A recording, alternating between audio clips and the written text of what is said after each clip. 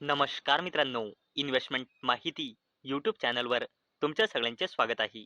तर मित्रांनो, electronics component manufacturing स्कीमच्या अंतर्गत सरकारने काही प्रपोजलला अप्रूव्हल दिले आहे.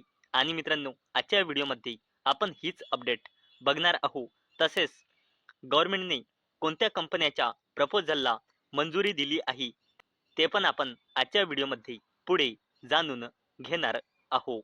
तर चला व्हिडिओ स्टार्ट करूया. तर मित्रांनो, इथे आपण या व्हिडिओचं हेडिंग वाचू शकतो. Electronics component scheme scales up with ₹41,863 कोटी अप्रूव्हल्स प्रोजेक्ट्स स्प्रेड अक्रॉस 8 स्टेट्स. तर चला या अपडेटला डिटेलमध्ये समजून घेऊया.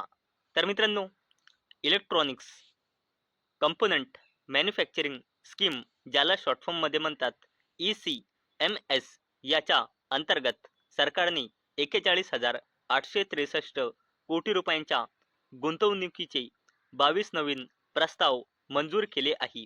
ज्यामध्ये 2.58 लाख कोटी रुपयांचे उत्पादन आणि 33,791 डायरेक्ट जॉब्स यामुळे क्रिएट होईल असा अंदाजा आहे. आणि मित्रांनो, 33,791 डायरेक्ट जॉब्स आहे, म्हणजे याचा अर्थ म्हणजे यापेक्षाही जास्त यामध्ये इनडायरेक्ट जॉब्स क्रिएट होतील असा अंदाजा आहे. आणि मित्रांनो, हा या योजनेअंतर्गत आतापर्यंतच्या मंजुरीचा सर्वात मोठा टप्पा आहे, असे ministry of electronics and information टेक्नॉलॉजीने 2 जानेवारी 2026 ला म्हणजे आज अनाऊन्स केले आहे. तसेच मित्रांनो, भारत अंतिम असेंब्ली पलीकडे देशांतर्गत इलेक्ट्रॉनिक्स उत्पादन वाढवण्यावर भर देत असताना नवीनतम मंजुरीमुळे इलेक्ट्रॉनिक्स कंपोनंट मॅन्युफॅक्चरिंग स्कीमचे प्रमाण आणि व्याप्ती लक्षणीयरित्या वाढली आहे. आणि मित्रांनो, कंपन्यांना याच्या अंतर्गत मंजुरी मिळाली आहे. आता आपण त्या कंपन्याचे नाव बघणार आहोत. तर मित्रांनो, यामध्ये खूप साऱ्या कंपन्या आहेत. आता आपण त्या कंपन्याचे नाव बघणार आहोत.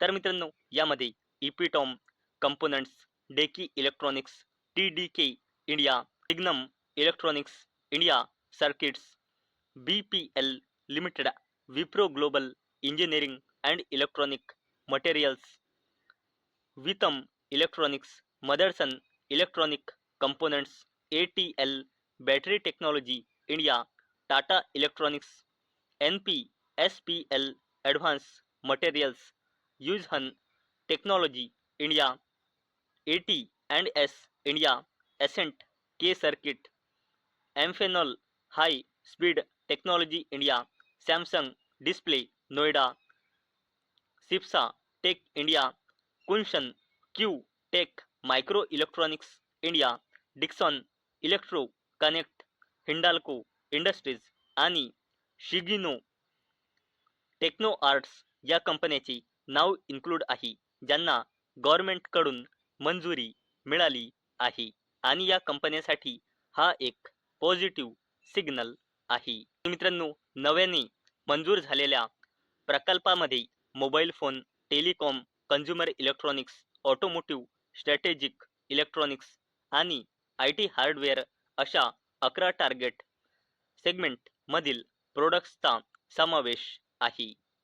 आणि मित्रांनो, यामध्ये 5 बेअर कंपोनंट्सचा समावेश आहे. प्रिंटेड सर्किट बोर्ड म्हणजे PCB, कॅपॅसिटर, कनेक्टर्स, इनक्लोजर आणि लिथियम आयन सेल. 3 सब असेंब्लीज, ज्यामध्ये camera module, film display module आणि optical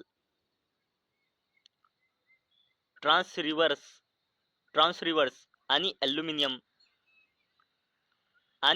aluminium extraction anode material आणि लॅमिनेट सारख्या 3 अपस्ट्रीम सप्लाय चेन आयटम यामध्ये इन्क्लूड आहे. आणि मित्रांनो, च्या बॅचेस काही राज्यामध्ये केंद्रित होत्या, परंतु नवीनतम मंजुरी 8 राज्यामध्ये पसरलेल्या आहे. आंध्र प्रदेश, हरियाणा, कर्नाटक, मध्य प्रदेश, महाराष्ट्र, तामिळनाडू, उत्तर प्रदेश आणि राजस्थान. आणि मित्रांनो, विस्तारित मंजुरी पूर्वीच्या इलेक्ट्रॉनिक कंपोनंट मॅन्युफॅक्चरिंग स्कीम मंजुरीवर आधारित आहे, ज्यामध्ये ऑक्टोबरमध्ये जाहीर केलेला एका बॅचचा समावेश आहे, ज्यामध्ये Kaynes circuit, SRF, Syrma strategic electronics आणि एसेंट सर्किट्स सारख्या कंपन्यांच्या नेतृत्वाखाली 5,532 कोटी रुपयांच्या गुंतवणुकीच्या 7 प्रकल्पांना मंजुरी देण्यात आली होती, ज्यामध्ये अंदाजे 44,406 कोटी रुपयांचे उत्पादन आणि 5,000हून अधिक नोकऱ्या म्हणजे जॉब्स होत्या. त्या प्रकल्पामध्ये मल्टीलेअर आणि HDI PCBs, copper laminate camera module आणि पॉली प्रोपिलीन फिल्म सारख्या उच्च मूल्याच्या इनपुटवर लक्ष केंद्रित केले गेले होते, ज्यापैकी बरेच पूर्वी मोठ्या प्रमाणात आयात केले जात होते. लास्ट मंथ म्हणजे गेल्या महिन्यात मंत्रालयाने 7,172 कोटी रुपयांच्या 17 अतिरिक्त प्रकल्पांना मंजुरी दिली होती, ज्यामुळे सरकार मोठ्या प्रमाणात अर्जाच्या माध्यमातून काम करत असताना मंजुरी मिळण्याच्या वेगात वाढ दिसून येते. आणि मित्रांनो, आयात केलेल्या इलेक्ट्रॉनिक कंपोनंट्सवर मटेरियल्सवर भारताचे हेवी डिपेंडन्सी दूर करण्यासाठी गेल्या वर्षी एप्रिलमध्ये ECMS म्हणजे इलेक्ट्रॉनिक्स कंपोनंट मॅन्युफॅक्चरिंग स्कीम अधिसूचित करण्यात आले होते. या योजनेला इंडस्ट्रीने जोरदार प्रतिसाद दिला आहे. मंत्रालयाने यापूर्वी जाहीर केले होते की त्यांना 1.15 लाख कोटी रुपयांच्या प्रस्तावित गुंतवणुकीची संबंधित 249 अर्ज प्राप्त झाले आहे, जे योजनेच्या 59,350 कोटी रुपयांच्या मूळ गुंतवणूक लक्ष्याच्या जवळपास दुप्पट आहे. मित्रांनो, गव्हर्नमेंटने म्हणजे सरकारने मोबाईल फोन, IT हार्डवेअर आणि टेलिकॉमसाठी प्रोडक्शन लिंक इन्सेंटिव्ह स्कीमना ECMS एक प्रमुख पूरक म्हणून स्थान दिले आहे, ज्याचा उद्देश डोमेस्टिक व्हॅल्यू ॲडिशन सुधारणे, सप्लाय चेन सुरक्षित करणे आणि क्रिटिकल कंपोनंट्सवरची इम्पोर्ट डिपेंडन्सी कमी करणे या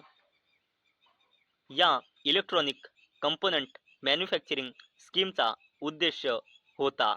भारत इलेक्ट्रॉनिक्स असेंब्ली बेसपासून पूर्ण स्टॅक इलेक्ट्रॉनिक्स उत्पादन केंद्राकडे वाटचाल करून इच्छित असल्याने कॅपिटल इक्विपमेंट आणि ॲडव्हान्स मटेरियल्ससह पुढील